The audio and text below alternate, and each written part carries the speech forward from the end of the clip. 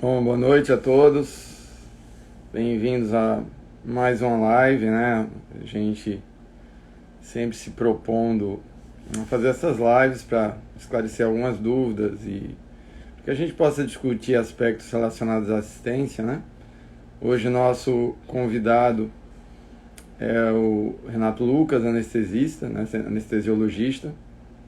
É com ele que nós vamos bater um papo hoje sobre uma coisa que vem incomodando todo mundo, que é a questão da possível falta de drogas sedativas, de sedanalgesia, de bloqueadores neuromusculares. Então, nós vamos começar falando sobre esse tema, mas dentro da live nós iremos abordar outros temas ainda, né, relevantes. Deixa eu só ver aqui se o Renato já está por aqui.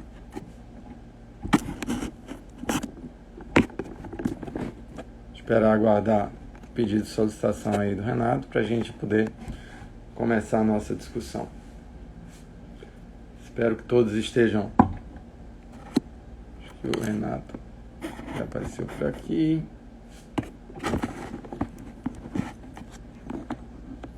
Deixa eu só ver aqui.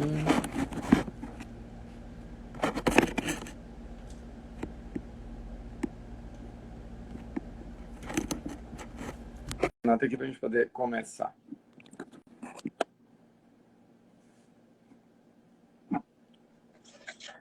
Fala, professor. Aí, Renato, muito Tudo bem-vindo mais uma bom? vez. É a quinta live nossa, não é isso? Quinta live, né? Tá saudade já há tanto tempo, né, cara? Poxa, muito tempo. É muito bom conversar com você e fazer umas discussões desse tipo, né? Acho que é muito válido, ainda mais no momento que a gente está passando, né, professor? E, assim, muito obrigado pelo convite. Na verdade, eu já estava pensando já em te chamar para uma live também. E eu acho que nesses últimos dias que eu estava pensando nisso, você foi lá e tocou foi muito oportuno, né, da sua parte, eu acho, tocar nesse assunto comigo e resolver a gente fazer uma live sobre isso. Muito legal.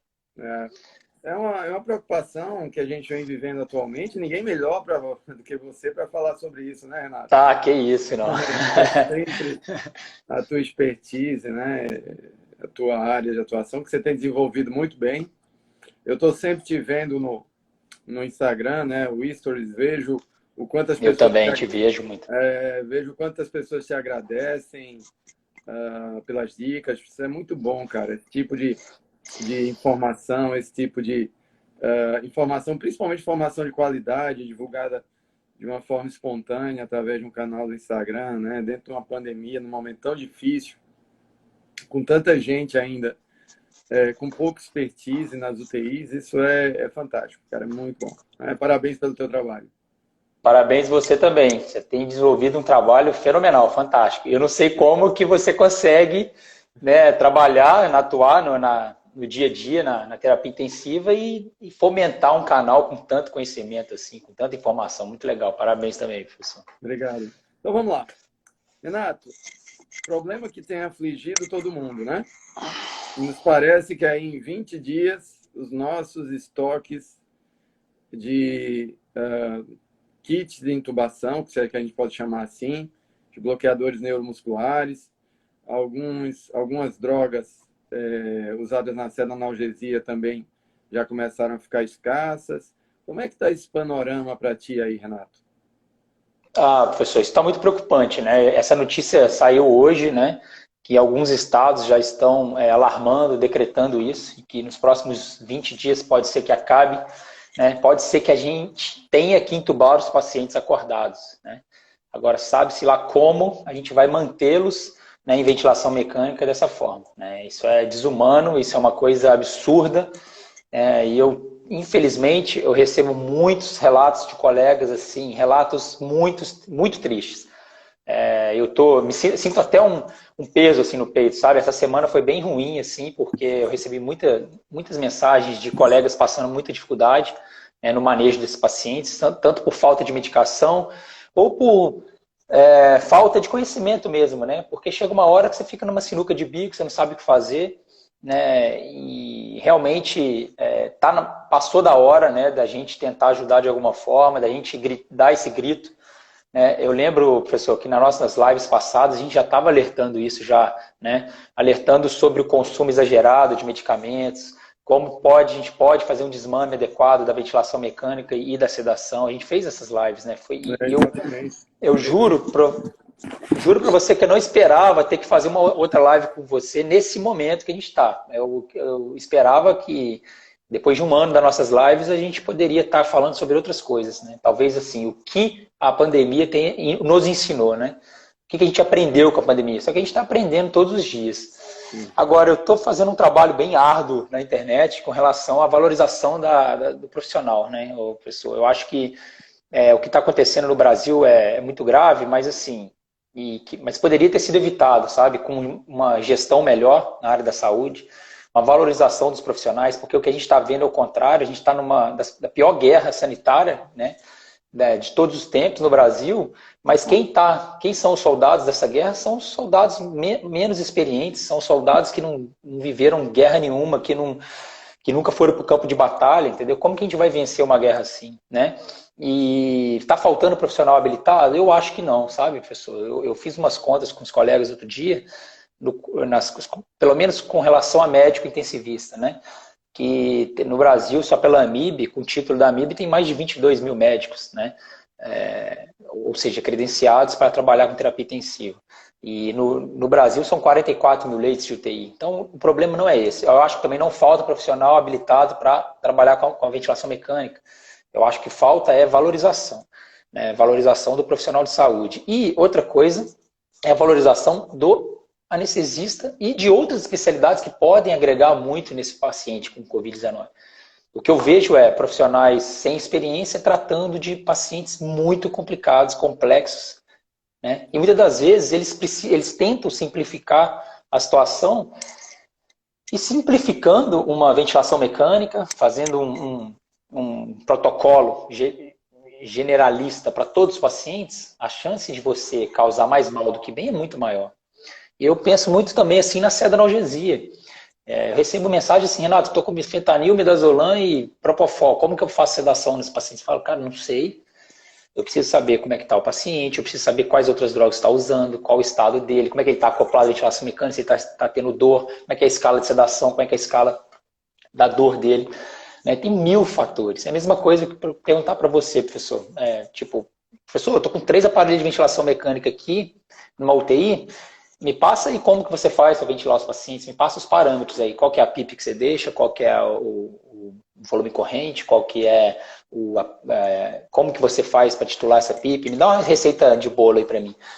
Cara, sim, o que eu estou fazendo? Eu estou desvalorizando todo um conhecimento e uma complexidade da situação, um conhecimento seu, né, e da área, né, da especialização da ventilação mecânica, quanto da complexidade do paciente. E a mesma coisa eu penso na sedanalgesia. Esse consumo exagerado de fármacos, sabe, professor, é muito fruto da má gestão dessas medicações. E a gente vai conversar mais sobre isso, o porquê disso tudo, né? Eu concordo contigo. Primeiro porque a gente minimizou os efeitos da pandemia, né? Então, o que aconteceu? Veio a primeira onda, a gente já não acreditava muito que isso fosse acontecer. O Brasil não é reconhecido mundialmente por ser um país de planejamento, né? O Brasil é um país de última hora, as pessoas querem fazer as coisas de última hora, então nada se planeja.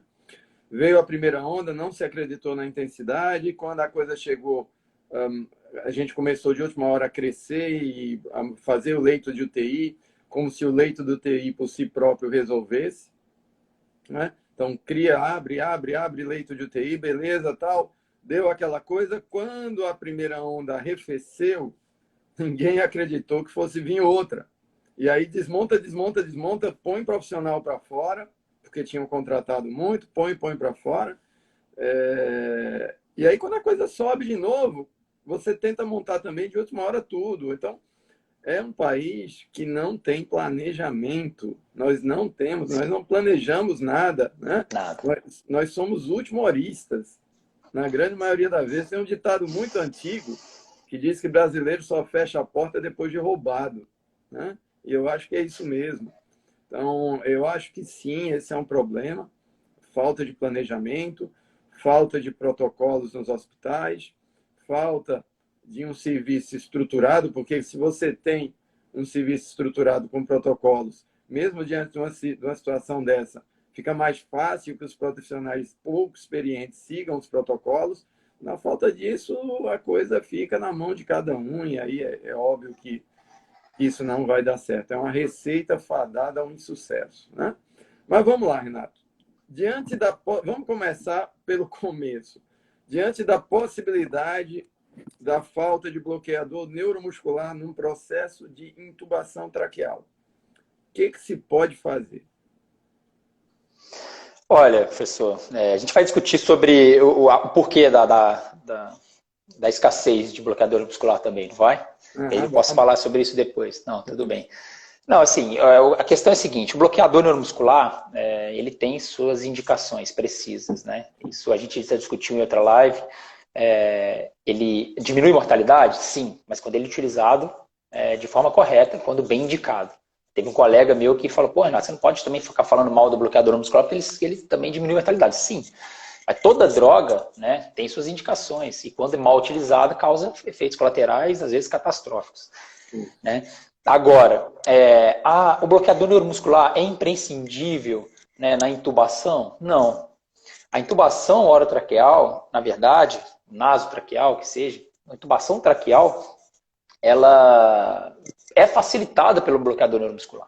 Né? Por quê? Porque você relaxa a musculatura da laringe, da faringe, né? Você permite uma melhor extensão cervical, uma laringoscopia de melhor qualidade, mas não é imprescindível. Se você pega uma via aérea, né, entrega ela na mão de grandes profissionais, experientes profissionais, na grande maioria das vezes você consegue entubar pacientes sem bloqueador neuromuscular. Né? Óbvio que numa situação eletiva, na anestesia, a gente usa bloqueador neuromuscular, tá? Por quê? Para facilitar o processo todo e geralmente esses pacientes vão precisar de bloqueador neuromuscular na cirurgia. Mas não é também uma coisa assim que, nossa, é impossível anestesiar um paciente quando fazer anestesia geral sem bloqueador neuromuscular. Não. O bloqueador neuromuscular ele ajuda, auxilia, mas ele não é imprescindível. Né? Da mesma forma na intubação. Então a gente consegue, né, intubar pacientes sem bloqueador muscular, não é uma coisa... E outra coisa, né? Se você tem certas drogas, pessoal, como a ketamina, por exemplo, que é uma droga essencial decretada pela OMS desde 85, a OMS desde 77, ela criou uma lista de medicações essenciais para a saúde, para se ter em todos os locais, hospitais, todo o sistema de saúde aí do mundo, né? E a ketamina foi incluída em 85. E desde 85, então, ela é uma droga essencial dos hipnóticos, né, sedativos. É o propofol e a ketamina, unicamente. E ela não existe em todos os hospitais, tem muito hospital que não tem ketamina. Isso eu não entendo. Não é uma droga cara. Todos os sedativos que a gente tem, talvez a dexmedetomidina seja a droga um pouco mais cara, só que ela está para o SUS R$30, R$25. Né? Porque quebrou patente. Então não é justificativa falar, não, eu não tenho medicação, só tenho essa medicação no meu hospital. Falta gestão, falta alguém identificar onde está o problema, solicitar a droga, fazer esse requerimento, relatório, tá? Porque o SUS, ele consegue, assim, não falta dinheiro, falta gestão. Se você conseguir provar que essa droga é importante e alguém fizer um relatório e levar no gestor, geralmente consegue-se sim essas drogas. Aí o que acontece? A ketamina, por exemplo, você consegue em doses mais altas dissociar o paciente, né, deixar o paciente totalmente entregue, né, inconsciente, analgesiado, só que em respiração espontânea. E se você não conseguir entubar o paciente, você não mata ele. Você não mata ele, você mantém o paciente vivo, respirando espontaneamente. E na grande maioria das vezes, quando você usa ketamina, você melhora a oxigenação do paciente. Você melhora o volume minuto, melhora o padrão respiratório, a patência de via aérea, você broncodilata o paciente.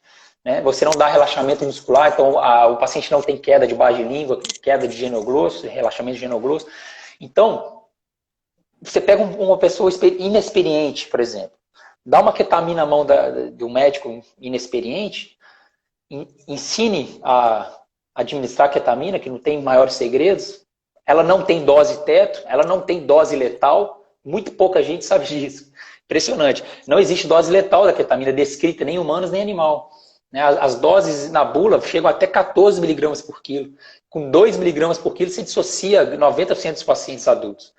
Isso como não existia uma droga dessa, que custa R$ 5, né, num sistema de saúde? É inadmissível, na minha opinião, assim, não entra na minha cabeça. Né? Então, se você não tem relaxante muscular, para uma pessoa inexperiente, talvez seja a melhor solução, a melhor saída, professor. Porque se você dá um relaxante muscular para um médico inexperiente, ele só tem uma chance. Ele só tem uma chance, porque ainda mais com o Covid, porque se ele bloquear o paciente, ele vai ter que entubar. Se ele não entubar, ele vai ter que ventilar. Aí, se ele ventilar, ele pode disseminar vírus para todo mundo. Sabe-se lá se ele vai conseguir ventilar, porque tem médico que não sabe ventilar pacientes, né, com máscara, balão máscara. Então, eu costumo dizer, cara, não faça do seu laringoscópio a arma do crime. E o que está acontecendo muito no Brasil é pacientes morrendo na intubação. Por quê? Ensinaram errado, passaram protocolos de sequência rápida, com relaxante muscular, mas esqueceram que quem está na linha de frente não é profissional experiente. A maioria deles é inexperiente. Então passaram protocolos arriscados. Passaram protocolos achando que os médicos iam conseguir laringoscopar e entubar, e não. E não é isso, não é o que está acontecendo. Tem mais uma coisa, professor, interessante, que é o seguinte. Com a técnica da ketamina, existe uma técnica que chama Ketamine Only Breathing Intubation, que é você só usar ketamina, manter o paciente em ventilação mecânica e intubar. Desculpa, em ventilação espontânea e intubar. Que você, muitas das vezes, você posterga a intubação, porque o paciente está saturando 80%, com o VNI, por exemplo. Você vai lá, deixa a VNI, faz a ketamina, de repente a saturação vai para 93, 94. Aí todo mundo fica assim, opa, e agora? Intubo ou não intubo? Eu espero. Colho nova gás, espero mais 1 hora. Então existe isso no algoritmo. Então você chega uma hora que você faz a ketamina, você se pergunta, continua o processo de intubação? Precisa realmente intubar ou você pode postergar o procedimento? Então você imagina quantas vidas seriam salvas se não fosse o protocolo ketamina. Acabou, ketamina. Para o médico mais experiente, por exemplo, eu que faço isso no dia a dia, eu ia pegar o protocolo e falar, tudo bem, protocolo interessante, mas eu tenho a minha técnica que eu vou usar, que eu sei fazer de forma diferente. Agora, para uma pessoa inexperiente, não tem droga melhor, porque a pessoa não vai matar o paciente com ketamina. Não vai. Se não conseguir entubar, não mata. Deixa o paciente respirar. Não tira a proteção do paciente, que é a respiração espontânea. Então, assim, precisa de relaxante muscular para entubar? Não necessariamente. Não necessariamente. Não é uma droga essencial. Tanto é que o relaxante muscular não é uma droga essencial pelo OMS. Não está na lista. Então, é isso. A gente tem que trabalhar, a gente está em guerra, a gente precisa raciocinar. Acho que está faltando muito isso, professor. Raciocínio fisiopatológico, farmacológico. E isso na faculdade está cada vez sendo menos estimulado. Eu vejo muito recém-formados querendo receita de bolo e não raciocinando, sabe? Não raciocinando o caso, não raciocinando a situação. Isso é muito grave, muito grave. Perfeito. Só para quem entrou agora, nós vamos fazer uma timeline, né, dentro dessa discussão. A gente começou, o Renato, falando do bloqueador neuromuscular na intubação. A gente vai falar um pouquinho dessas drogas na ventilação mecânica. Por final, a gente vai discutir as causas da falta desses medicamentos, as possíveis causas, né, Renato? E vamos falar um pouquinho da mortalidade também, tão alta no Brasil, também de possíveis causas, tá? Renato, eu abri uma caixinha de perguntas lá para a nossa live e eu até te mandei isso. E uma das perguntas recorrentes é em relação à posição prona, né? Gente, bloqueador neuromuscular não é uma condição sine qua non para a utilização da posição prona. Se você pegar o estudo ProSEVA, né, que é o nosso clássico estudo randomizado, controlado, no qual o uso da posição prona conseguiu reduzir mortalidade, 47% dos pacientes do ProSEVA não estavam bloqueados. Né? Perfeito. Então, não estavam. Então, não é uma condição de eu só vou pronar se tiver bloqueador. Não. O que a gente precisa, na realidade, é de um paciente passivo na ventilação mecânica. Obviamente, se esse paciente tem esforço respiratório, aqueles efeitos benéficos, como a homogeneização da pressão transpulmonar, que é um dos principais efeitos da posição prona, ele vai estar prejudicado por conta das alterações mecânicas proporcionadas pelo esforço muscular respiratório do paciente. Tá? Mas, se você tem um doente com analgesia que está totalmente passivo na ventilação mecânica, não há indicação nenhuma de usar o bloqueador neuromuscular. Então, o outro ponto é em relação às assincronias, Renato. A gente sabe, e a gente discutiu isso desde a outra live, esses pacientes têm um drive respiratório bastante exacerbado. Tem um médico de Cleveland chamado Farid Jahal. Eu sempre venho, desde o ano passado que eu converso com o Farid, e ele tem uma vertente, principalmente de alterações serotoninérgicas, né? E ele agora acaba de publicar o paper sobre isso, um paper recém-publicado, eu vou divulgar isso depois na página. E essa é mais uma hipótese que se lança por drive respiratório exacerbado desse doente. Então, processo inflamatório exacerbado, alterações de quimiorreceptores, alterações serotoninérgicas, enfim. O que se sabe é que realmente o drive respiratório é bastante exacerbado. E algumas vezes,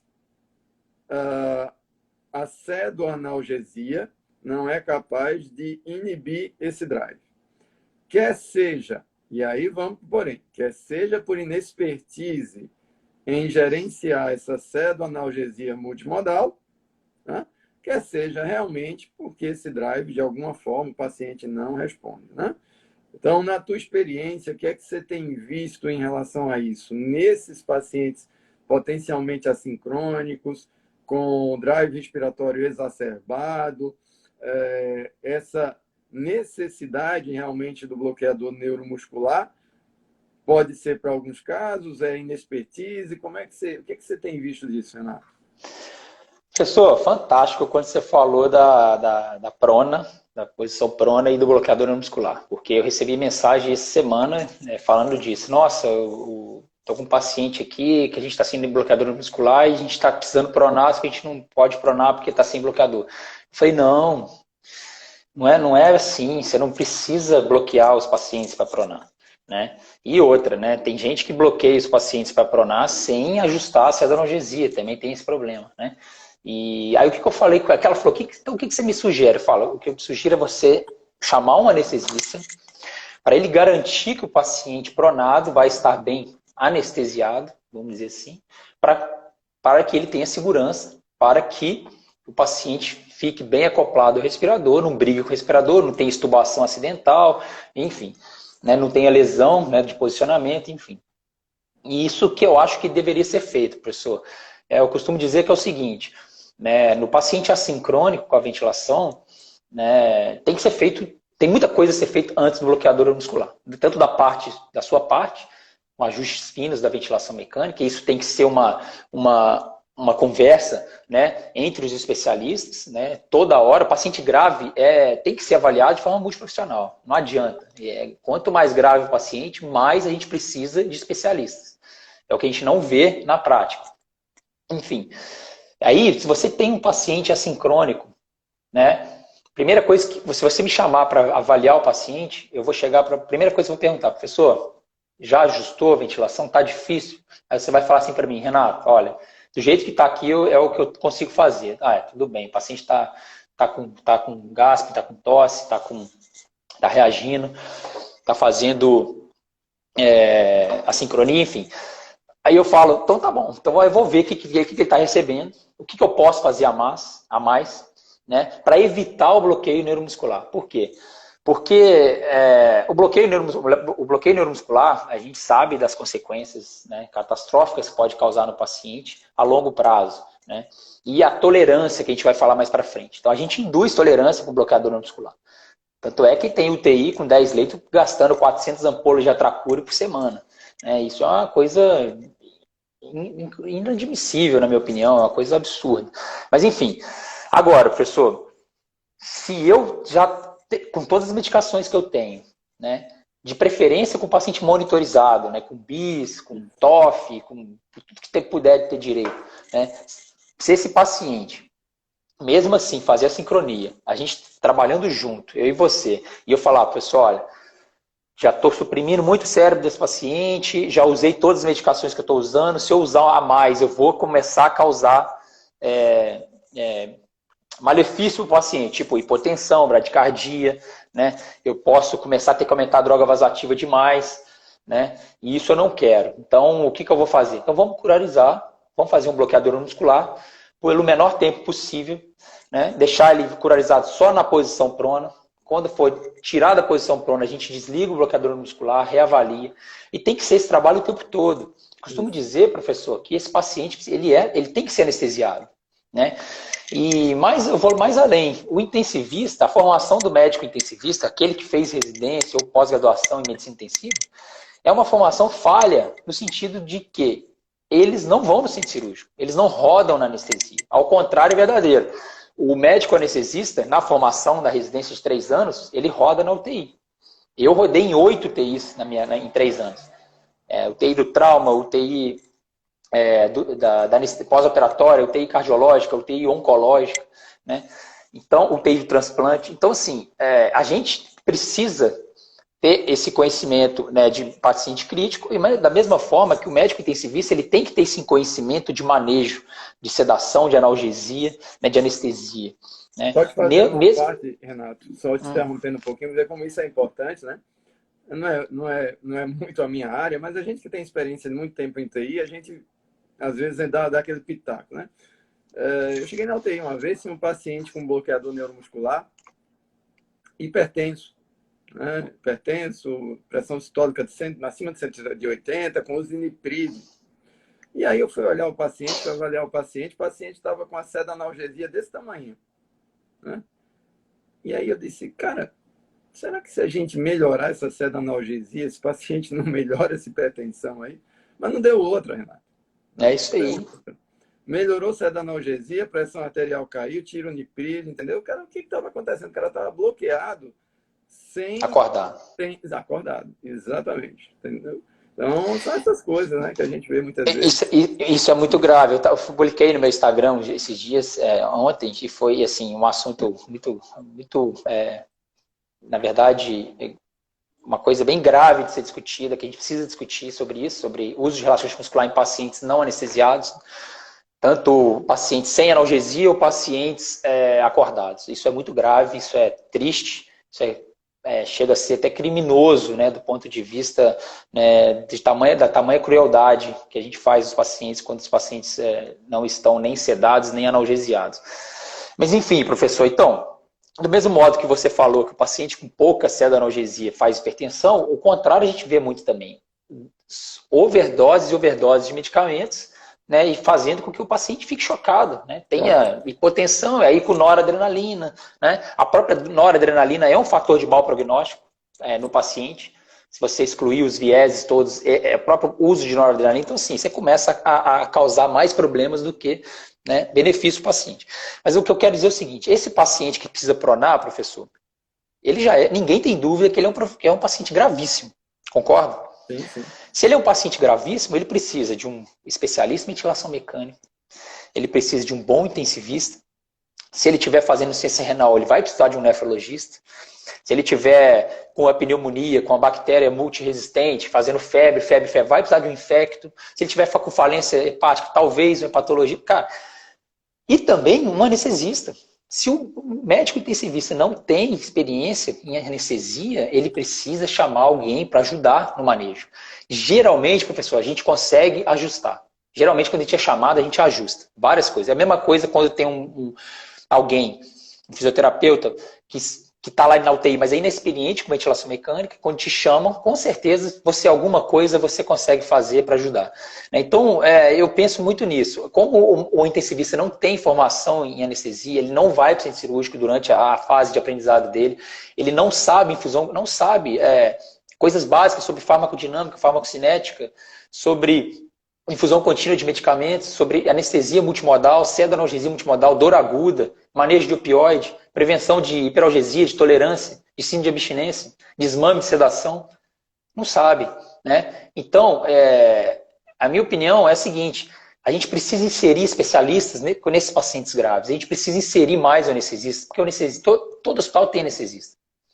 Isso é óbvio, por uma questão óbvia. Todo hospital tem anestesista. Né? Um hospital, se os anestesistas resolverem fazer greve, o hospital para. Por quê? Porque o hospital precisa do centro cirúrgico. O centro cirúrgico é o centro financeiro do hospital. assim como a UTI, mas a UTI às vezes dá mais prejuízo do que lucro. Então precisa de centro cirúrgico, e todo hospital grande tem anestesista, porque precisa dos pacientes serem anestesiados. Então, existe um profissional especialista, habilitado dentro do hospital, para ajudar nesse manejo. Por que que não chamam um anestesista? Muitas das vezes porque falta conhecimento de que a anestesia é uma especialidade que tem esse traquejo, sabe? A gente sabe manusear esses pacientes com todas as drogas que a gente tem. Dificilmente eu vou conseguir, eu vou precisar curarizar um paciente para ele ficar quieto. E eu, na verdade, eu contraindico fazer isso. A não ser que o paciente esteja com microdisparos, coisas imperceptíveis que só você olhando os seus gráficos da ventilação, você fala, Renato, tá fazendo esforço. Mas sim, aquelas coisas bem imperceptíveis. Aí, cara, beleza. Ou então é uma relação muito grave, muito ruim, né? Uma SARA muito grave, uma relação muito ruim. O paciente está... Já fizemos tudo possível, o paciente, porra, agora, né? Vamos usar o bloqueador porque tem benefício. Então vamos usar.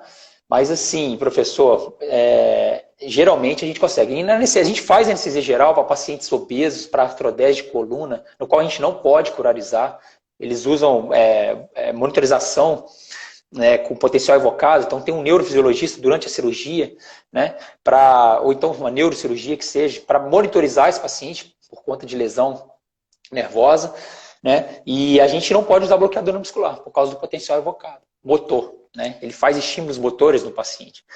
E a gente anestesia, óbvio, talvez é um paciente que não tem problema pulmonar, ok, mas a gente consegue manter o paciente sendo cortado, sendo parafusado, né, sendo recebendo um estímulo nociceptivo absurdo, né, uma agressão cirúrgica, e a gente consegue manter o paciente anestesiado. Então, dificilmente, a gente, na verdade, nunca, eu acho, que um anestesista vai curarizar um paciente agitado. Nunca. Isso é inadmissível para o anestesista fazer isso, entendeu? Eu acho que a gente pode resumir da seguinte forma. Acho que a principal indicação do bloqueio neuromuscular em pacientes críticos, se a gente puder resumir isso numa frase, naqueles pacientes em fase aguda, quando eu já tenho uma ventilação otimizada, quando eu já tenho uma cédula-analgesia multimodal otimizada e eu ainda tenho um doente assincrônico e desconfortável no ventilador. Eu acho que a gente pode resumir dessa forma. Não sei o que é que você acha. Porque o que é que a gente tem na realidade? A gente sabe hoje que nós temos riscos, principalmente na fase aguda, nesses doentes com síndrome de desconforto. O que é que eu vou ter, evidentemente? Acho que os colegas que acompanham pacientes críticos diariamente sabem disso. Quando esses pacientes muito precocemente começam a fazer a sincronia paciente-ventilador, a primeira coisa que você vai observar é dessaturação. Eles começam a dessaturar. Por que eles começam a dessaturar? Primeiro, porque ao negativar bastante a pressão pleural durante o esforço inspiratório, eles começam a promover, por diferença de pressão transmural, eles começam a fazer uma dilatação vascular. E aí, o que é que acontece? Eu começo a perder vasoconstricção hipóxica. Eu começo a ter sangue passando para alvéolos não ventilados. Isso faz a saturação afundar. Esse é o primeiro ponto. Segundo ponto é que esses pacientes normalmente fazem aquele padrão de contração abdominal. Ao contrair o abdômen, eles aumentam sobremaneira a pressão pleural, né? Também pressão transmural. Pressão pleural maior do que pressão alveolar, o que você vai ter é colapso do alvéolo. Então, esses dois fatores, né, o aumento do shunt e colapso alveolar, levam à dessaturação. E não é isso que a gente quer. Então, esses pacientes que começam a ficar muito desconfortáveis, fazer padrão de paradoxo abdominal, contração abdominal intensa. Além disso, principalmente, os efeitos que a gente já conhece, a chamada PCIL, a lesão pulmonar autoinfligida, quando ele começa a negativar demais pressão pleural, fazer aumento de pressão transvascular, né? Começa a fazer ali um pouco de edema intersticial, começa a jogar o pulmão para uma zona muito alta na curva PV, fazer sobredistensão de áreas, principalmente de áreas não dependentes, enfim. Tudo isso leva a uma possibilidade de aumento da lesão pulmonar induzida pela ventilação mecânica. Então, isso é tudo que a gente não quer, principalmente quando esses doentes estão ainda numa fase inflamatória. Agora, usar o bloqueador nessas condições, sim, quando você já tentou. como eu falei antes. Primeiro, o ventilador está otimizado, né? Eu tenho ajustes otimizados, a sincronia não é causada por um ajuste inadequado da ventilação mecânica, né? Esse é o primeiro ponto. Segundo, a pseudoanalgesia multimodal também é otimizada, ou seja, esse doente, como você falou há pouco, ele já está no limite das drogas, naquele ponto onde essa droga pode passar a exercer algum malefício, enfim, e você realmente não tem mais como gerenciar, quer seja por esse fator, quer seja porque muitos hospitais não têm algumas drogas. Eu lembro muito, nas nossas primeiras lives, você falou bastante da metadona, por exemplo, né? Boa parte dos hospitais públicos não tem metadona padronizada. Não sei se baratíssima, professor. Pois baratíssima. Mas não está padronizada. Eu comecei a conversar isso, curiosamente, com alguns colegas de serviços públicos aqui no Nordeste. Boa parte dos hospitais não tem metadona como uma droga padronizada. Tá? Então, falta aquela droga ou aquela coisa que você possa ali ajustar para que você tenha um melhor efeito da sedanalgesia. Então, nessas condições, e diante desse esforço exacerbado dessa sincronia, e aí você não tem para onde correr. Né? Aí vem o uso do bloqueador neuromuscular. Sim, sim. Aí, pessoal, você falou sobre boa pseudoanalgesia. O que seria isso? Né? Existe, antes, é uma coisa que também tem que colocar na cabeça de todo mundo aqui que está assistindo. Antes de curarizar alguém, você tem que avaliar esse paciente. Avaliar se ele está dormindo e se ele está analgesiado. Como que você avalia isso? Se você não tem monitores, tipo monitor cerebral, né? Se você não tem monitor de nocicepção, que está chegando no Brasil também agora, você vai utilizar a escala comportamental. É o que nós temos, é exame físico. Né? A gente vai avaliar o comportamento, porque o ser humano ele demonstra dor, demonstra superficialização de um coma ou de uma inconsciência com comportamento, através do comportamento. Né? Então, se você, primeira coisa, você curariza um paciente, você já perdeu totalmente, você fica cego. Né? Você já está cego, né? Porque a gente, muitas das vezes, faz muita coisa no escuro. Se a gente usar doses baseadas em quilo de peso, a gente está chutando, né? Porque a gente está ignorando todas as outras variáveis que o paciente tem, como farmacodinâmica, metabolismo, clearance renal, fluxo hepático, né, e volume de distribuição, composição corporal do paciente. A gente está excluindo tudo isso. A gente está botando todo mundo no mesmo saco e, é por peso? Então vamos fazer Propofol por peso, não sei o que, tudo por peso. Então se a gente está fazendo isso, né, a gente acaba... Até fugiu o raciocínio aqui, professor. Mas olha só, a gente curariza o paciente, a gente perde totalmente a noção, né, do que está acontecendo. A gente já está cego porque a gente está fazendo tudo baseado por quilo de peso. Né? Só que quando a gente faz isso, a gente põe uma venda no olho e acabou. Por quê? Porque se o paciente está curarizado, ele perde o comportamento, perde os movimentos. Então eu não consigo avaliar a escala BPS, que é a validada no Brasil, que é a escala de comportamental de dor, porque eu preciso do comportamento do paciente também se eu está com dor. Então beleza, então já não sei. E na escala de RAS, qualquer escala de sedação, você também precisa do comportamento do paciente. Então se você curariza o paciente sem avaliar antes, você falou, putz, e agora? Não lembro como é que o paciente estava. Putz, então agora eu não sei se o paciente estava com dor ou não estava. Então, antes de curarizar o paciente, vocês têm que utilizar a escala comportamental de dor e a escala de sedação do seu serviço. Tá? Então, não precisa ser um RAS-5? Garanta a inconsciência do paciente. Você pode chamar o paciente, pode estimular ele. Né? Se o paciente não abrir o olho, provavelmente ele está inconsciente. Né? Se a gente deixar um RAS-5 também, porque RAS-5 por muitos dias, quando você vai desligar a sedação, o paciente vai demorar 15 dias para acordar, o que a gente vê muito acontecer. Mas tudo bem. Principalmente se tiver insuficiência renal, como a gente está vendo muitos agora. Né? Nossa, com certeza. E aí, a escala BPS é a mesma coisa. Garanta uma BPS menor que 5 para você curarizar o paciente. E curarizar por menor tempo possível, porque essas escalas podem variar. O paciente pode, daqui a 6 horas, ter dor e a gente não saber o que está acontecendo. Né?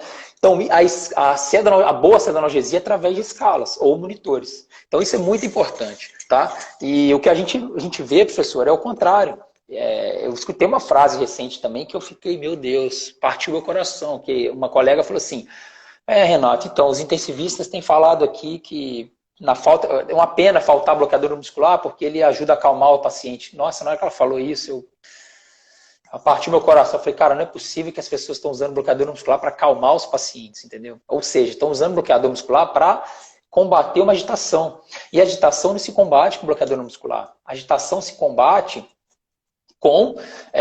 tratando a causa, né, da agitação. A agitação é por quê? É por hiperalgesia. A gente tem várias drogas anti-hiperalgésicas. A lidocaína é uma, sulfato de magnésio é outra, a ketamina é outra, a dexmedetomidina é outra.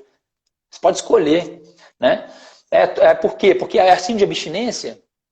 Por quê? Porque, pô, a gente estava com fentanil 10 ml hora até ontem por 7 dias, mas hoje está sem fentanil. Opa, está sem metadona? Pô, está fazendo abstinência, certeza. Como que a gente trata a abstinência? Ou a gente dá opioide, né? Ou a gente dá drogas para minimizar os sintomas da síndrome de abstinência, né? Como a dexmedetomidina, por exemplo. Então, isso a gente não está fazendo. É um delírio? Vamos dar antipsicótico antes? Agora, é um paciente que está muito combativo, está combatendo muito, é muito combativo assim. O que a gente faz? Poxa, a ketamina, professor, ela é utilizada para agitação, sabe? A gente consegue tratar, inclusive, síndrome de abstinência com ketamina. Você pode achar, poxa, Renato, será? Cara, tem trabalhos recentes sobre novos usos da ketamina na terapia intensiva.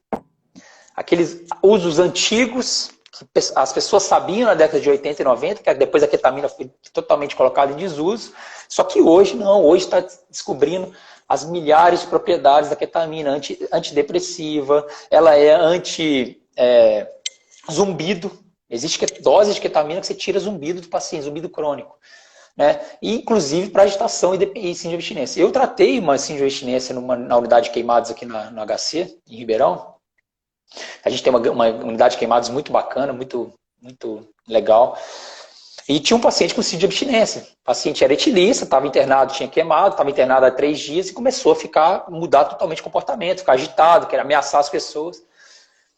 E eu falei, eu era um paciente muito obeso, né, queimado, todo enfaixado. Eu falei, eu vou fazer benzodiazepínico nesse paciente, eu vou fazer diazepam nesse paciente, para esse paciente rebaixar, depois eu ter que ficar ventilando esse paciente, colocando máscara, né, para você fazer um paciente ficar quieto, né, com a via aérea protegida, só com benzodiazepínico você não consegue, a não ser que você faça doses muito altas. O que eu fiz? Ketamina. Quanto que eu fiz de ketamina? O etilista, ele é tolerante à ketamina. Existe a tolerância da ketamina. Né? Então, os pacientes geralmente não dissociam com 2, dissociam com 3, 4 miligramas por quilo. O que eu fiz? Titulei. Isso é uma coisa, professor, que as pessoas também não sabem fazer. Titulação de droga. O anestesista está o tempo inteiro titulando medicação. Por quê? Eu não tenho como saber exatamente qual a concentração plasmática daquele paciente, então, com a droga que eu estou utilizando. Eu não sei como saber qual é o clearance, ml por microgramas por minuto, né, de eliminação daquela medicação, qual que é o volume de distribuição. Não. O que eu faço? Dose e resposta. Então, eu titulo. Isso é importante a gente saber fazer. Qual que é a dose do Propofol para aquele paciente? Eu não sei te falar. Ele está usando quais medicações, quais interações medicamentosas. Então, qual que é o jeito mais fácil de a gente fazer isso? Titulando. A gente titula as medicações. Como que titula? Dose e resposta. A gente vai fazendo a dose até a gente adquirir o efeito que a gente quer. Então, eu fui fazendo a ketamina, fiz 150 miligramas de ketamina no paciente. Você vai falar, nossa, que é isso? Não. Foi até mais, 180 miligramas de ketamina. 180 miligramas de ketamina foi o estado que eu consegui de dissociação, no qual o paciente continuou mantendo a ventilação. O paciente ficou ótimo, lógico, deixei ele monitorizado, não precisou de oxigênio, passou 2 horas e meia do efeito da ketamina, o paciente acordou. Opa, onde eu estou, tudo bem, não sei o quê. Então, ou seja, a ketamina também é utilizada para síndrome de abstinência. Ela é utilizada para tratar a agitação do paciente. Então, por que não utilizar um bolo de ketamina num paciente desse? Agora, por quê? A ketamina ela é analgésica, né? Porque a agitação, até que se prove o contrário, eu não falei, mas é sempre bom falar. A agitação no paciente crítico, até que se prove o contrário, é dor. É dor. Tem que tirar a dor do paciente. A ketamina ela é analgésica, ela é antiperalgésica, ela é simpático-mimética, então ela mantém, geralmente ela é muito cardioestável, hemodinamicamente estável. Então, num paciente que está se combatendo, está brigando, está conferindo risco à equipe, ou está até brigando com o ventilador, vai fazer um curare nesse paciente? você não está ofertando nada, você não está ofertando nem a amnese, nem inconsciência e nem analgesia. Isso é criminoso. Isso aí é você colocar uma camisa de força no paciente, né, e ser cruel. Então, isso também está se fazendo muito. Então, mais um motivo da gente estar tendo falta de bloqueador muscular no mercado, porque está se usando. Eu acho que é isso que a gente tem que discutir aqui, né? A gente vive num país totalmente dicotômico hoje em dia, né? Então, a gente não está dizendo assim, olha, não usa o bloqueador de jeito nenhum, ou nem também usa... Sim, sim. Então, essa não é uma uso racional sobre usar ou não usar. Essa é uma discussão sobre o uso racional do bloqueador neuromuscular em uma situação de crise, onde a gente sabe que a qualquer momento a gente vai ficar sem essa droga. Então, como é que a gente pode racionalizar o uso dessa droga? Isso é o que a gente está tentando discutir desde o início. Como é que a gente torna esse uso mais racional, né? Usar para todo mundo, usar não. Então, há situações, é o que a gente vem discutindo até agora, situações que o uso do bloqueador neuromuscular não é mandatório. A gente tem que ter alternativas ao uso dessa droga, né, Renato? Sim. Outra coisa, professor, a infusão contínua do bloqueador neuromuscular também ela é muito problemática. Por quê? Porque o que as pessoas fazem? Simplificam, né? Tipo assim, 4 miligramas hora de cisatracúrio, né? 8, 10, uma ampola hora de atracúrio, de rocurônio. Só que o que acontece? Cada paciente tem sua farmacocinética, sua farmacodinâmica. Né? Os pacientes têm o seu próprio clearance, tem o seu próprio volume de distribuição, tem sua própria concentração plasmática de albumina, de alfa-1-glicoproteína, né? Então tem a sua temperatura. Se o paciente, por exemplo, está alcalótico, se ele está febril, ele vai ser mais resistente ao bloqueador muscular. Se o paciente tem uma proteína, uma albumina baixa, o paciente também vai ser resistente ao bloqueador muscular. Se é um paciente grave, nos casos do paciente com Covid, ele tem um volume de distribuição maior, vai precisar de mais relaxante muscular por conta da tolerância, da resistência. E aí, quando você usa infusão contínua, o que acontece? Uma coisa muito importante, professor, que isso as pessoas não sabem porque, quem sabe, geralmente, isso é anestesista, né? Mas quando a gente usa infusão contínua, um bloqueador muscular, o que acontece? A gente induz a tolerância, igual a gente faz com fentanil, com midazolam. Né? A tolerância na terapia intensiva, falando de medicação, é catastrófico para tudo. Para consumo de medicação, né? Para gasto com as medicações e também para catastrófico para o paciente. Porque você começa a ter que usar cada vez maior número, né? Maior dose de medicação para ter aquele efeito. E essa medicação, quanto mais você vai utilizando, né? Você vai acumulando essa medicação no paciente. E aí o fígado já não é capaz de metabolizar quando você usa o rocurônio. Se o paciente tem insuficiência renal, aquele rocurônio não é eliminado. E se o paciente é crítico, ele tem um volume de distribuição maior, essa droga vai circular para a gordura, para o terceiro espaço, vai voltar, vai recircular. Então, esse rocurônio ele vai ficar por dias. Né? E quanto mais droga está no paciente, mais você, lá na placa motora, que é que o bloqueador neuromuscular ele atua no receptor de acetilcolina, na placa motora, na fenda lá da placa motora. O que acontece quando você usa muito relaxante muscular? Você faz up regulation. Você começa o músculo, né, começa a jogar, a produzir mais receptor, né, na placa motora, só que extrajuncionais. Então começa a ter muito receptor extrajuncional, que são aqueles receptores que não causam contração muscular. Eles estão ali porque o músculo está entendendo, né, que como não está tendo movimento, né, o músculo não está sendo ativo porque está tendo uso do bloqueador muscular, o músculo próprio faz uma Renato, como é que fala? Um pouquinho, tá? Então, quando você usa muito relaxante muscular, o próprio músculo entende que está faltando acetilcolina, por exemplo, né, que está faltando receptor, aí ele começa a produzir mais. Esses receptores ficam extrajuncionais. Aí começa a rocurônio a se ligar nesses receptores extrajuncionais. Tá escutando? Seu sinal deu uma oscilada legal, Renato. Onde você parou? Onde que eu parei?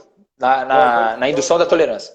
Isso. Então, quando você usa muito relaxante muscular, você começa a produzir receptores extrajuncionais de acetilcolina lá na placa motora.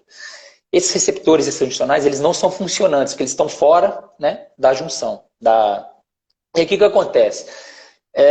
muito rocurone começa, ou outro bloqueador muscular, começa a se ligar nesses receptores institucionais que não funcionam.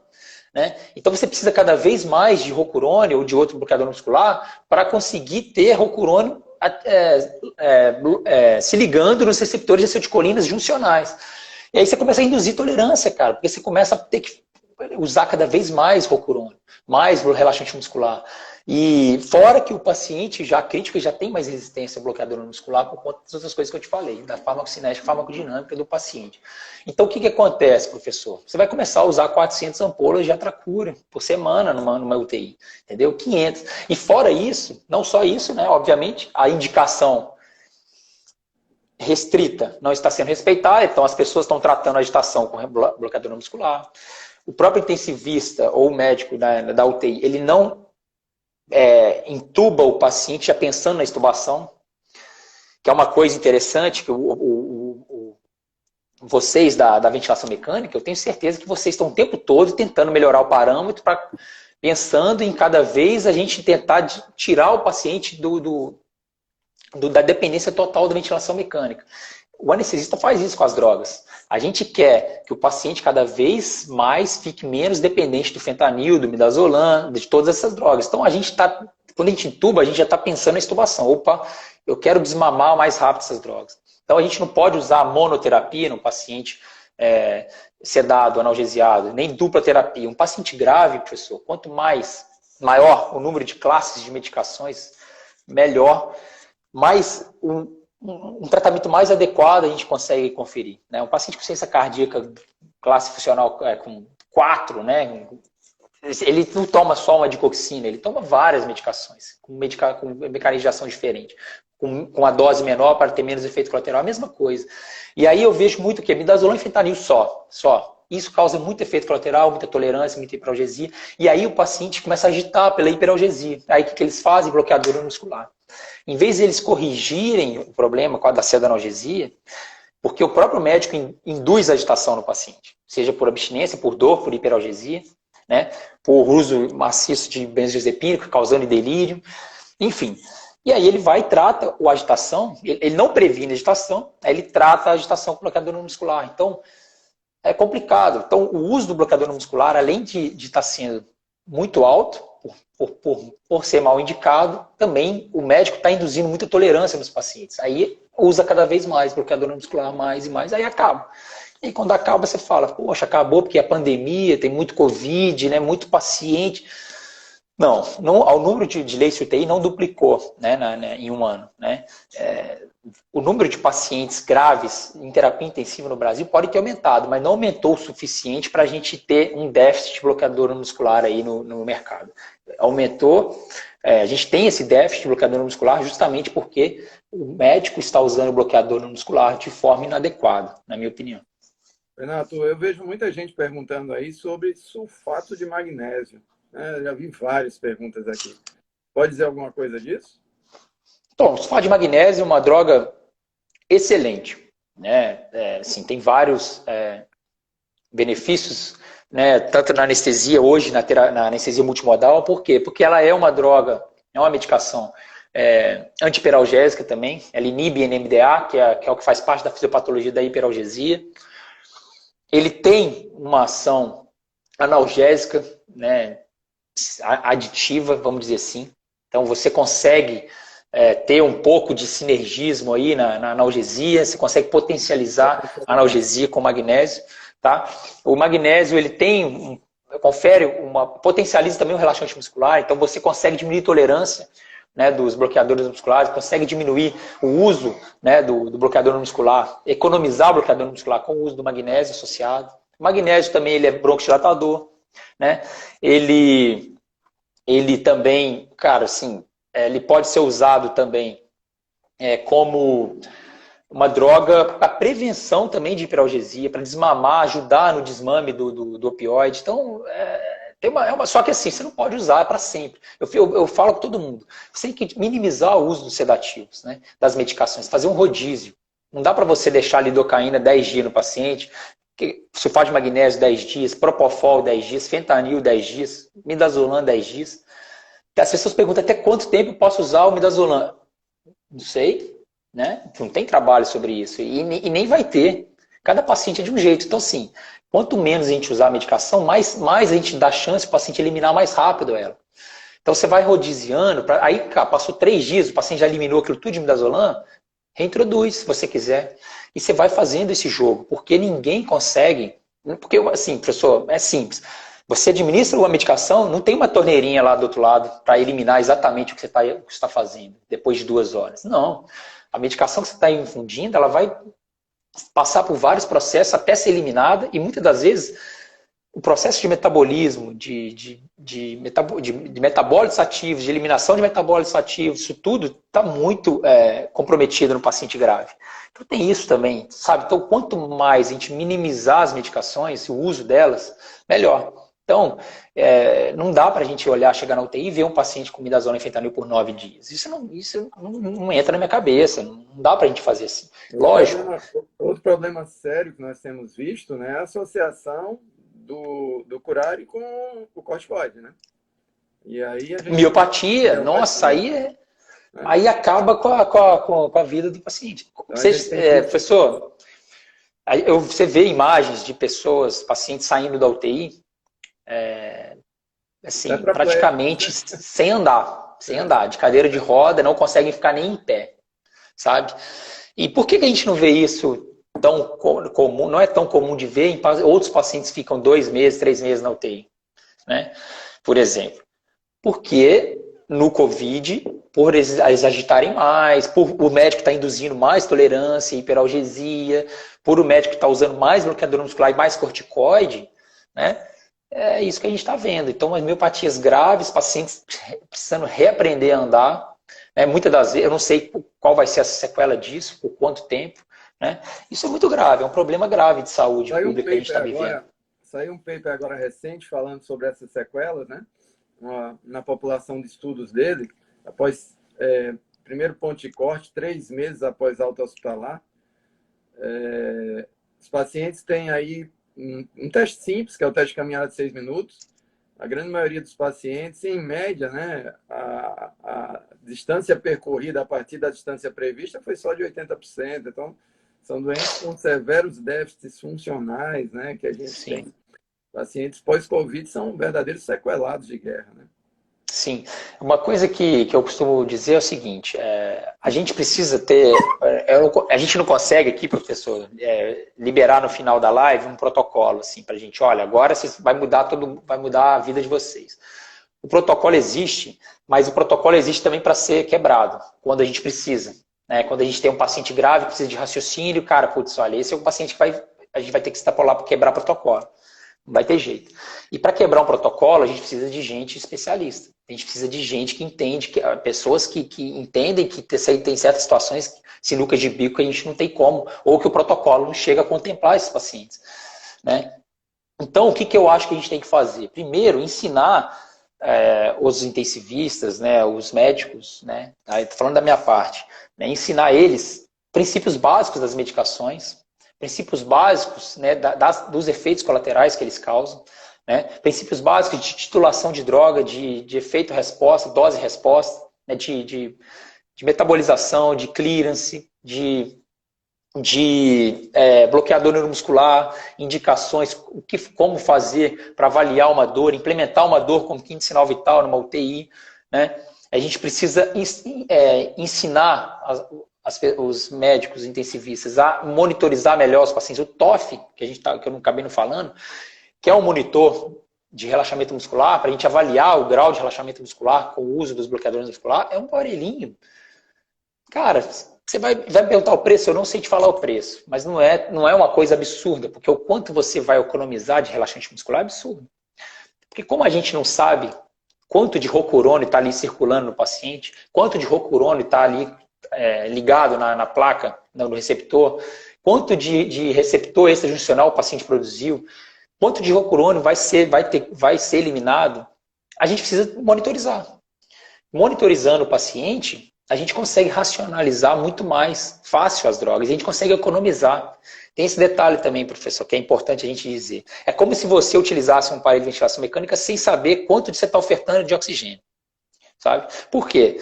Se você tem um um, uma informação dessa, você economiza oxigênio, você consegue utilizar baixos fluxos, você consegue...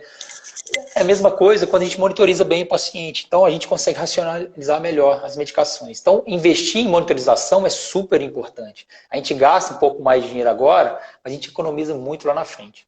Eu vi alguém colocar aí, né, questão, não, mas olha, são pacientes com SARA grave. Eu sugiro a leitura do estudo Rose, né? Nós tínhamos 2 grandes estudos com bloqueador neuromuscular em pacientes críticos. O primeiro foi o Accuracy, né? Que mostrou que 48 horas de bloqueador neuromuscular na fase inicial da SARA diminui mortalidade. O Rose, publicado em 2018, com um desenho metodológico, inclusive melhor do que o Accuracy, mostrou que não houve diferença entre pseudoanalgesia e bloqueador neuromuscular na mortalidade de pacientes com síndrome de desconforto respiratório. Então, não é uma coisa definida e a gente não pode dizer, né? E acho que talvez esse seja o problema da gente defender uma bandeira a ferro e a fogo. Não, essa coisa do one size fits all não existe. Não existe uma estratégia que se aplica a todos os pacientes da mesma forma. Cada caso vai ter que ser avaliado isoladamente. Né? Então, esse é um grande problema. Eu sugiro a leitura do Rose Trial para que as pessoas vejam que às vezes não é necessário. De novo, mais uma vez, isso aqui não é um tribunal contra o bloqueador neuromuscular, né? É uma apenas discussão de racionalização do uso do bloqueador neuromuscular, como em qualquer outra coisa, né? A gente está falando especificamente dessa condição, mas isso se aplica a tudo. Quando a gente fala em ser racional, é ser racional no uso da ventilação mecânica em tudo. A gente tem que entender. Eu vou te dar um exemplo disso. Nós estamos tendo, por exemplo, muita insuficiência renal, né? Inclusive, os dados de pacientes COVID com insuficiência renal no Brasil são maiores do que em outros países. E aí a pergunta é, será que o vírus é diferente no Brasil? Será que é isso que está causando insuficiência renal nesses pacientes? Bom, ou será que... e aí quando você pega lá os relatos, diz, olha, esses pacientes eu tenho que deixar o balanço hídrico negativado. Beleza, mas a gente esquece que esse paciente muitas vezes já está em casa febril, já teve diarreia, já está muitas vezes desidratado, já chega hipovolêmico, aí você negativa o balanço do cara, o que é que o cara faz? Diminui débito, faz hipovolemia, diminui débito, pressão arterial cai, aí vem droga vasoativa por cima, daqui a pouco o cara fechou o rim. Entendeu? Exatamente. Então, tem todos esses aspectos que a gente tem que entender antes de generalizar. Olha, bom, eu tenho que negativar o balanço em todo mundo. Ou eu tenho que usar bloqueador em todo mundo. Não funciona dessa forma. A gente tem que fazer uma análise individualizada, personalizada. Isso vale para ajuste de droga, gerenciamento de paciente, gerenciamento de ventilação mecânica, para tudo. Obviamente, nós temos um norte, né? Nós temos protocolos, evidências, mas a gente tem que ter também a avaliação de individualizar essas terapias. Sim. Professor, por exemplo, você falou uma coisa muito importante, né? Esse trabalho que mostra diminuição de mortalidade com uso de relaxante muscular, a gente não pode colocar isso como uma verdade absoluta, né? Então toda SARA grave a gente vai usar bloqueador muscular? Não. Por qual? Primeiro que a gente tem que ver se os pacientes de lá estavam bem sendo analgesiados? Provavelmente sim, né? A UTI deles, provavelmente, tem uma estrutura muito melhor que a nossa, né? Na maioria das vezes. Então, como é que a gente vai ter, como é que esse trabalho pode ter uma validade externa para a gente, né? Lógico, vai diminuir mortalidade? Sim, mas depois que você fez todo o seu dever de casa, como a gente falou. Né? A gente não pode sair curarizando todo mundo com SARA grave e excluir todas as outras coisas que a gente precisa fazer. É só lembrar uma coisa também, professor, a anestesia, ela apaga fogo. Nós somos bombeiros. Porque o paciente cirúrgico, ele está recebendo um estímulo. O cirurgião rasga, o cirurgião corta, o cirurgião sangra o paciente, né? O cirurgião coloca o fogo no paciente, no bom sentido, porque, lógico, a cirurgia é importante, né? Vai curar o paciente, mas a gente tem que estar ali pagando toda hora, para não queimar o paciente demais, né? A anestesia é anti-inflamatória, né? A anestesia ela é imunomoduladora, né? Então, você deixar o paciente, né, tendo dor ou despertar sem curarizado, por exemplo, sem poder se manifestar, né, sem poder mudar de posição, sem poder, né, tentar combater alguma coisa que está incomodando ele, isso tudo aumenta a inflamação. E a Covid já é uma doença inflamatória, já é uma doença que causa uma inflamação absurda. Né? O Covid o paciente crítico, na verdade, já é imunodeprimido. Né? E aí as pacientes morrem muitas das vezes na Covid por infecção secundária bacteriana. Então, isso tudo está envolvido. Se o paciente não está bem anestesiado, ele vai ter mais inflamação, mais eventos tromboembólicos, ele vai ter mais imunossupressão, ele vai ter mais inflamação pulmonar, ele vai começar a dar muito trabalho para ventilação mecânica. Então, as pessoas têm que entender isso. Né? Por quê? Porque o anestesista ele não bota para dormir só, ele não faz o paciente ficar quieto.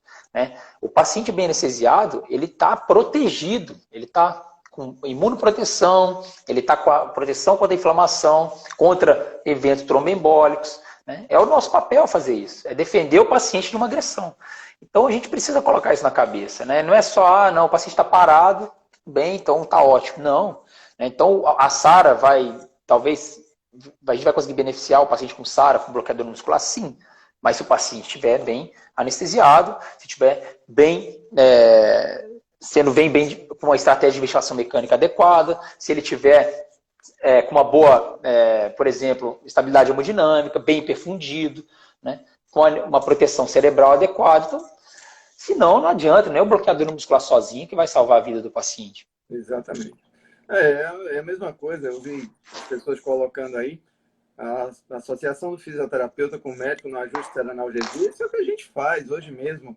Quando eu passei a visita lá na UTI, a gente estava discutindo justamente isso. Olha, se eu tenho um doente que está no início do despertar e eu observo que esse doente tem um esforço respiratório exacerbado, doente com P01 muito elevado, existem as ferramentas, né? Para quem não tem lá um balão esofágico, a gente tem hoje ferramentas que você pode usar no ventilador mecânico para avaliar de maneira não invasiva a intensidade do esforço, a pressão muscular que esse doente gera. Então, você vai lá, faz uma estimativa de pressão muscular para o delta POC, você tem a P01, então você chama lá o médico do lado e diz, olha, vamos fazer o seguinte, vamos ajustando essa sede analgesia. Perfeito. E a gente vai olhando aqui no marcador até que eu enquadre o doente dentro de uma P01 aceitável, dentro de uma pressão muscular. Isso não quer dizer que você vai apagar o doente. O doente vamos lá, vamos apagar o doente. Não.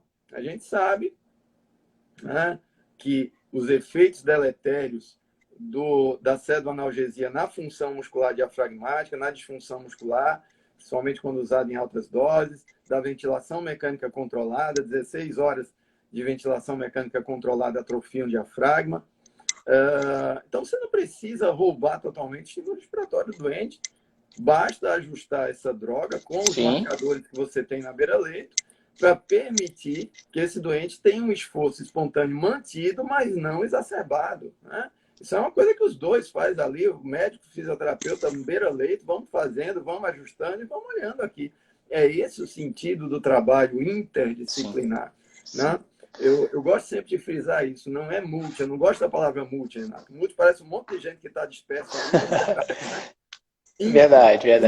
Vem de interação. Perfeito. A gente precisa interagir nesse sentido. Sim. E quando dá essa interação com marcadores, com a própria escala de dor, observando o doente, com marcadores no ventilador mecânico, delta POC, P01, enfim, a gente consegue fazer um balanço para evitar o excesso dessa droga e, consequentemente, gerenciar adequadamente esse doente sem abortar a progressão desse doente com a respiração espontânea final. Né? Porque não fica nessa, não, o doente está esforçando muito, ceda e volta para a controlada. O doente está esforçando. Então, quanto tempo esse doente vai passar em ventilação mecânica?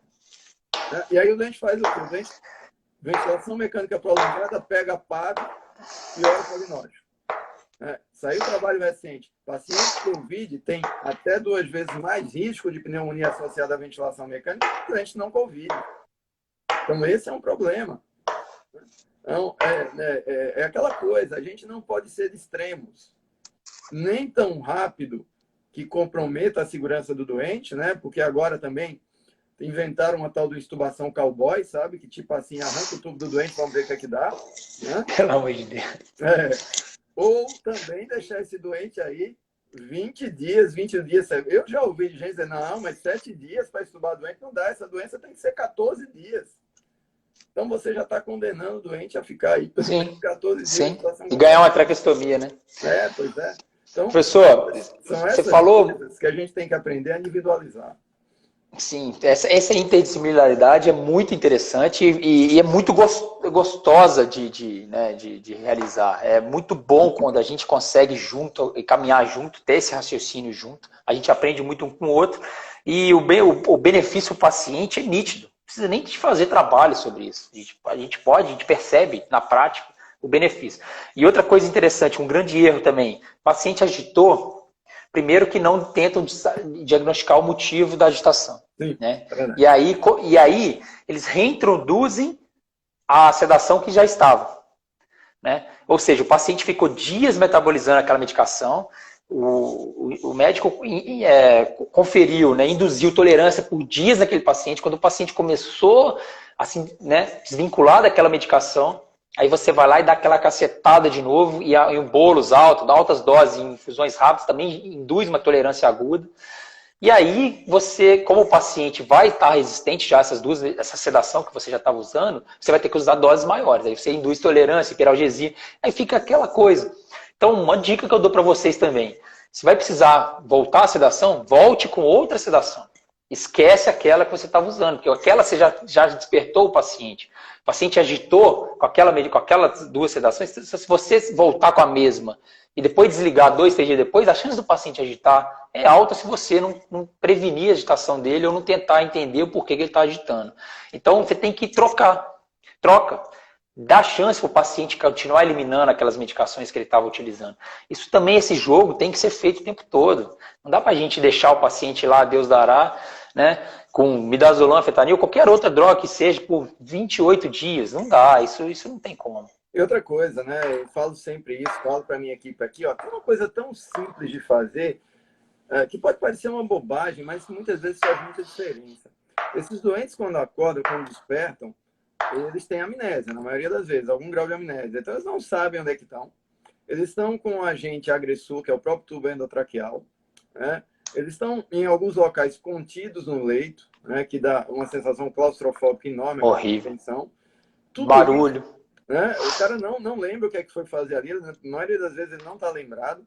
Então, muitas vezes, chegar naquele doente que está no despertar, chegar perto do doente e dizer, olha, seu fulano, meu nome é fulano de tal, eu sou fisioterapeuta, eu sou médico, a gente está cuidando do senhor, o senhor está melhorando, tá? A gente está tentando, fica tranquilo, o senhor não está sozinho, nós estamos olhando para o senhor tem aqui uma equipe que está cuidando, fica calmo, vai dar tudo certo.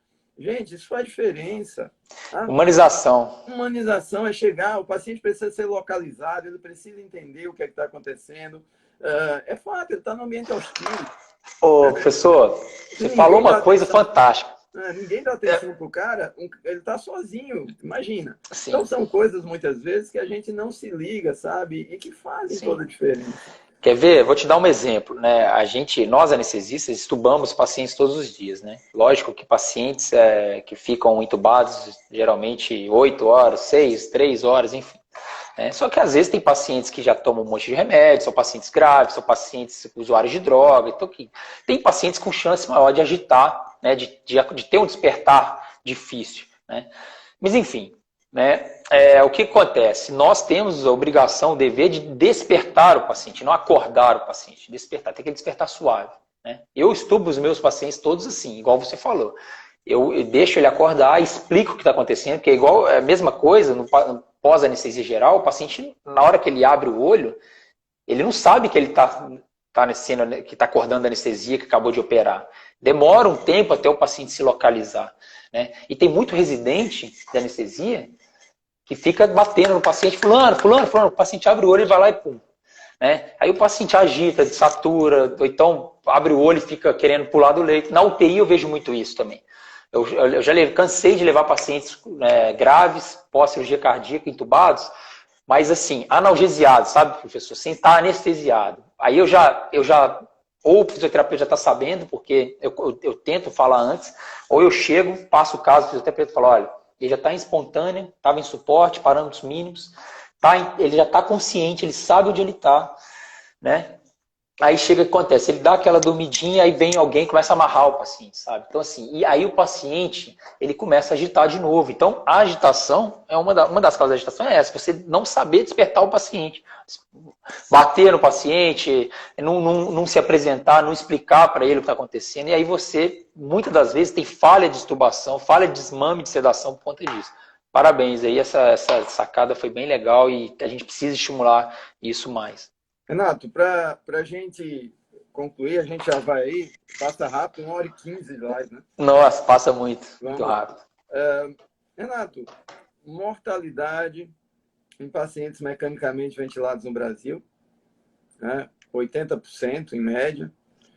Semelhante, por exemplo, à mortalidade mexicana, saiu um trabalho essa semana, mesmo de 80%. Né? Mas bem diferente, por exemplo, dos Estados Unidos, Europa, enfim. Para você, que fatores estão associados a essa mortalidade tão alta? Professor, é o seguinte, primeiro gestão, né? E valorização do profissional.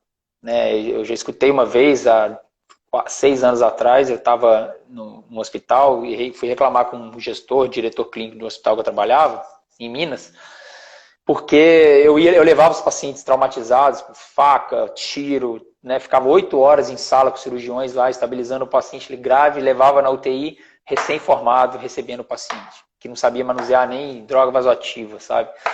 E não estou criticando o recém-formado, é porque realmente pacientes graves merecem, né, serem cuidados por médicos e uma equipe toda especializada. Não dá para a gente negar ou ignorar isso, né?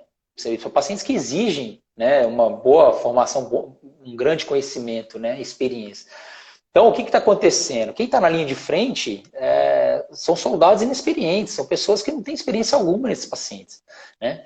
São pessoas que não sabem nem para quem correr, para quem solicitar ajuda, entendeu? Então, o que acontece? Por que os grandes especialistas não estão, né, na UTI, né, no combate direto ali?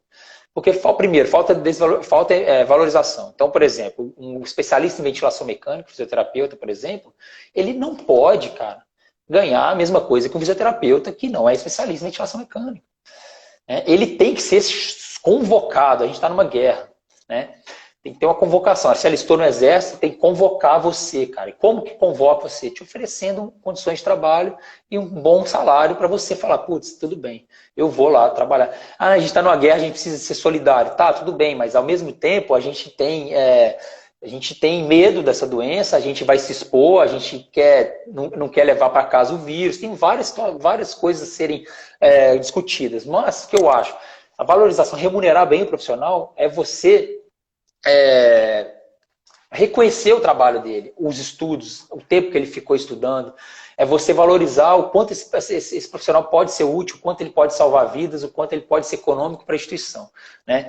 Então, isso é fundamental. Eu acho que os intensivistas não foram nada valorizados nessa pandemia, os fisioterapeutas especialistas em ventilação mecânica não foram valorizados, os anestesistas não foram valorizados, não fizeram, né, uma convocação em massa, não fizeram grandes projetos para poder formar equipes capazes. Né? Ah, Renato, não dá para botar um fisioterapeuta para cada 2 leitos, especialista em ventilação mecânica. Não é isso que eu estou falando. É pegar você, professor, e você coordenar, né, várias UTIs e remunerar você para isso. Tirar você do seu trabalho comum, fazer você se sentir útil e valorizado a ponto de você largar o que está fazendo para você ir lá coordenar várias equipes. Hoje a gente consegue fazer isso virtualmente, entendeu? Então, a gente pode botar um anestesista para coordenar, né, uma analgesia, elaborar protocolos, fazer mentorias à distância, né, assessoria. Então, isso tudo a gente consegue fazer, mas basta remunerar. Não falta dinheiro, na minha opinião. O Brasil mostrou aí que milhões e bilhões de reais foram, né, enviados, fornecidos aos governadores e prefeitos, e a gente não viu isso acontecer. Eu não vi na minha cidade acontecer isso, valorização do profissional. O valor do plantão é o mesmo ou um pouquinho maior do que um plantão comum. Então, fazer você conseguir tirar um profissional bom qualificado do seu trabalho, da sua casa, ou de onde quer que seja, para trabalhar por condições às vezes piores, desgastantes, com risco de burnout, risco de infecção, né? Risco de destruir uma família, porque você tem 3 filhos, tem um monte de coisa. Se você não tem uma boa estrutura para você conseguir trabalhar nesse ambiente, você não vai conseguir resolver, não vai nem querer pegar esse trabalho. Então, assim, eu acho, professor, que faltou isso, sabe? E outra, né? Faltou a gente equipar mais os hospitais, gastar mais com monitorização, com capacitação dos profissionais, entendeu? Cursos, protocolos, as sociedades acho que falharam muito, sabe? As sociedades de todas as áreas, na minha opinião, sabe? A gente focou muito na vacina, vamos esperar a vacina, ignoramos essa segunda onda, as mutações estão aí. Se a gente não fizer nada, no ano que vem vai vir uma outra mutação e vai arregaçar de novo, e cada vez mais com mais virulência, mais transmissibilidade, e a gente vai continuar não criando mais leitos, não capacitando mais profissionais, não gastando mais com profissionais de alta qualidade. E aí a mortalidade vai ser assim, professora, vai ser cada vez mais alta porque quem está trabalhando na linha de frente não tem capacidade para tratar desses pacientes. A gente vê muito isso, né? Vamos falar no período pré-pandemia. Eu sempre fiz essa analogia. Por exemplo, se você é um profissional de tecnologia de informação, por exemplo, e você é muito bom, as empresas vão brigar por você. Você vai dar lucro, você vai criar lá um programa, né? Enfim, você vai dar muito lucro para a empresa. Não existe na profissão de saúde. Dentro dos hospitais, não. Né? Então, você pode ser um fantástico anestesista, você vai trabalhar lá no hospital, você vai ganhar a mesma coisa. Né? Então, não existe isso na saúde, de você mensurar essa capacidade do indivíduo e transformar isso numa monetarização, né? Ou seja, você receber pelo que você investe de conhecimento, enfim. Esse é o primeiro ponto. O segundo ponto é em torno de equipamento. A gente vê muito isso na ventilação mecânica. Para o gestor, ventilador é uma coisa que sopra ar e que é tudo igual. Tá bom, tudo igual. Então, soprou ar lá no paciente, tá bom, é a mesma coisa. É tudo a mesma coisa. Então, é igual midazolam e fentanil. Fentanil e midazolam para dormir, funciona para dormir, então tá bom, é isso mesmo. Não precisa de mais nada. No hospital público, por exemplo, né, você não consegue fazer um processo de licitação para vir um ventilador mais adequado, porque muitas vezes os editais que saem são genéricos. Parece que os caras vão lá na internet, copiam e colam aquele edital de licitação, e aí o que vem? Vem o cara que é mais barato, que normalmente é um ventilador que não absurdo, é. Absurdo. Né? Então, exatamente. São esses problemas. O cara não vai investir em um equipamento mais adequado, né? Bom, tem um equipamento fantástico hoje para a gente trabalhar em terapia intensiva, que chama tomografia de impedância elétrica. Fantástico para você guiar esses doentes críticos. Antes da pandemia, não, peraí, não vamos comprar porque é muito caro. Na pandemia, um ventilador qualquer custa mais caro do que um aparelho de tomografia de impedância elétrica. Aí você paga no ventilador caro agora na pandemia, que nem sempre é um bom ventilador, mas está caríssimo, o que você pagaria antes no tomógrafo de impedância elétrica, né? Enfim, que você... Então, são essas coisas que terminam comprometendo a nossa assistência, porque os nossos gestores, infelizmente, eles não têm isso em mente. Né? Eu tenho muito contato como você tem também, eu sei, com o pessoal da Europa, e o tratamento da saúde é totalmente diferente. Tá? Quando você chega e diz, olha, tem um determinado aparelho, e esse aparelho ajuda na monitorização, ele vai aquela coisa toda, o cara te pergunta assim, bom, tem evidência de que isso funciona, que muda desfecho para lá? Tem? Tá, então a gente compra. Vamos lá.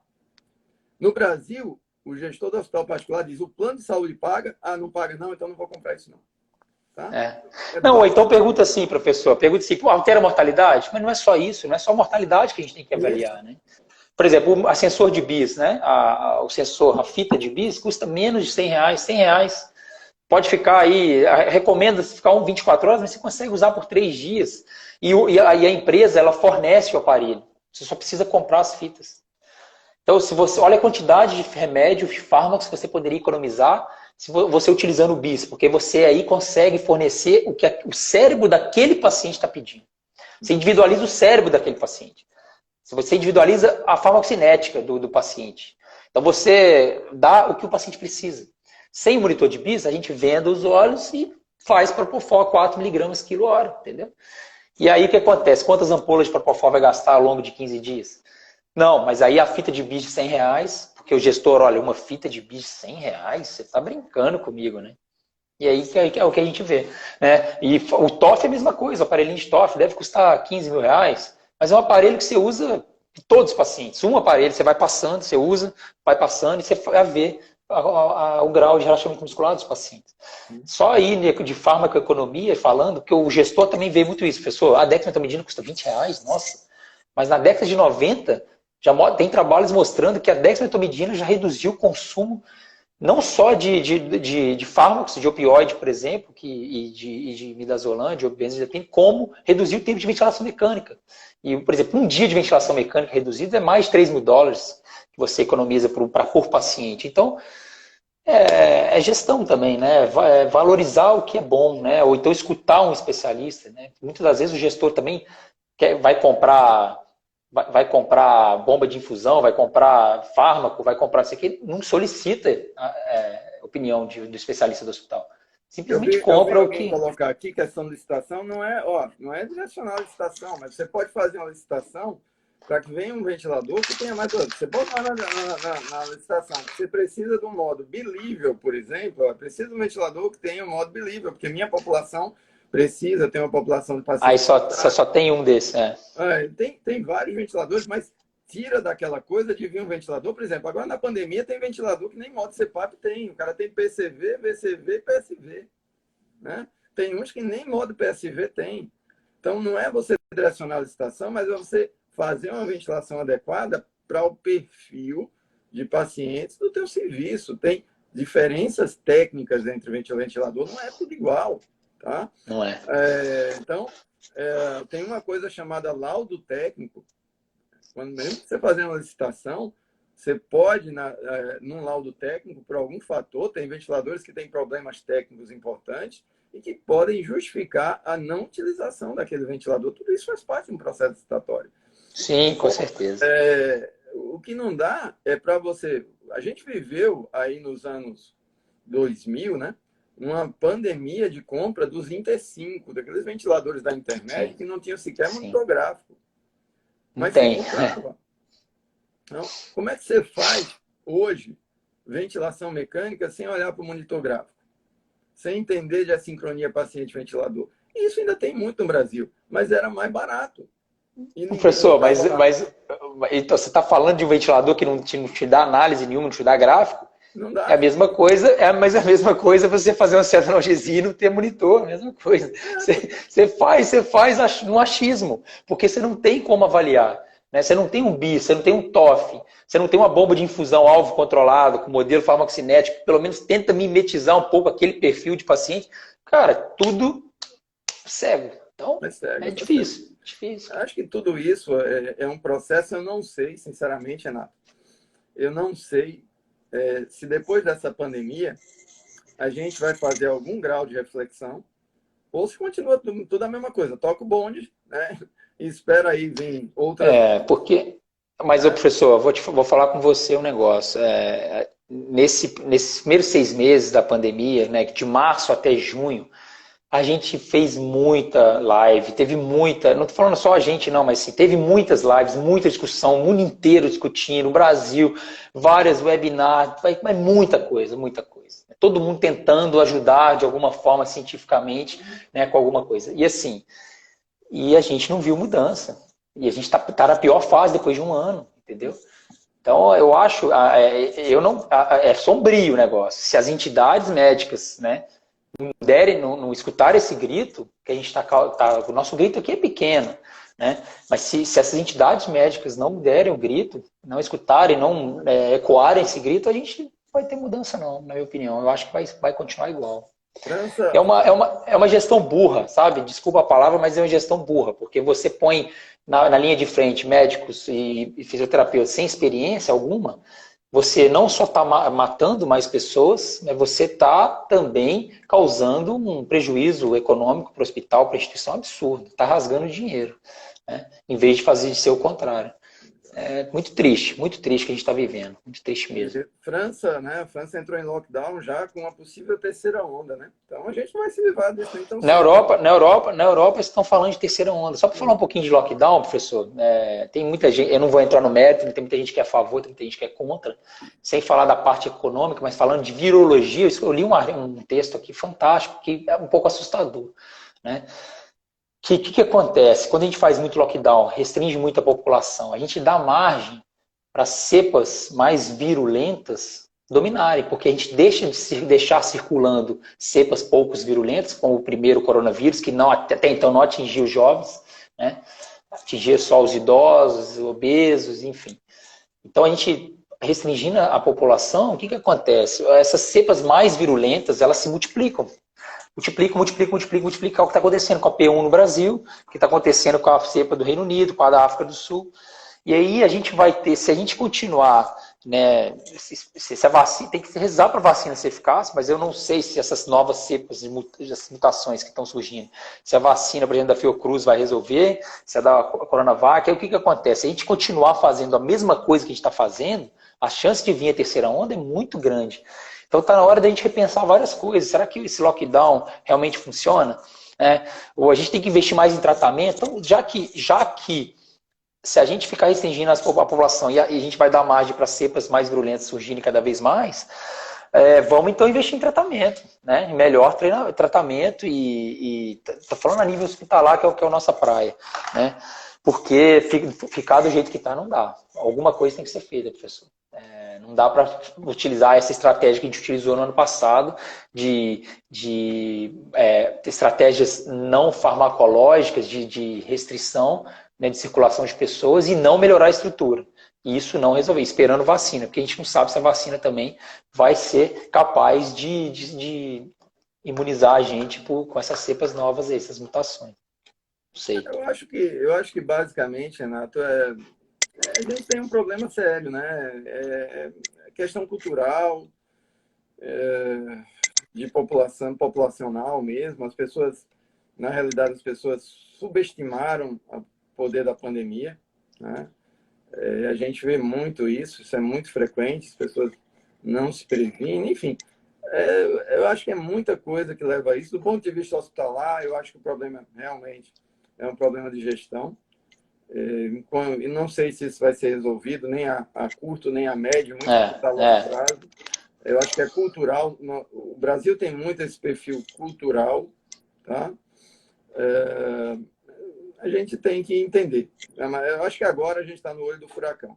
O que nos compete agora é fazer o melhor possível com o que a gente tem, né? Para salvar esse doente o máximo possível, enfim. Cada um dando o seu melhor, já que muitos hospitais não têm sequer protocolos ou não capacitam ou não promovem capacitações para esses profissionais menos experientes. A gente tem que fazer o melhor possível. Eu acho que o que a gente está fazendo aqui, talvez, uma das coisas mais importantes é, pelo menos, mostrar, né, para quem está na linha de frente que a coisa é séria, é complexa e que há necessidade de chamar ajuda, né? Então eu estou vendo muita gente inexperiente pedindo agora ajuda, sabe?